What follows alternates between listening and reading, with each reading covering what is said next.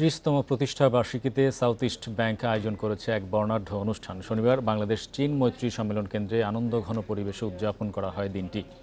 অনুষ্ঠানে প্রধান অতিথি হিসেবে উপস্থিত ছিলেন আর্থিক প্রতিষ্ঠান বিভাগের সচিব নাজমা মোবারক।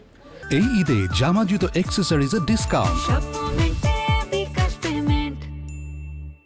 আর্থিক ও সামাজিক খাতে ব্যাংকটির অবদানকে সাধুবাদ জানান তিনি। অনুষ্ঠানে বক্তারা ব্যাংকের ৩ দশকের নানা অর্জন তুলে ধরেন। তারা বলেন, ১৯৯৫ সালে যাত্রা শুরু করে গ্রাহক আস্থা, উদ্ভাবন ও সেবার এক উজ্জ্বল দৃষ্টান্ত গড়ে তুলেছে ব্যাংকটি। দীর্ঘযাত্রায় গ্রাহক, অংশীদার ও সকল কর্মকর্তা কর্মচারীর প্রতি কৃতজ্ঞতা জানান ব্যাংকের চেয়ারম্যান এম এ কাশেম।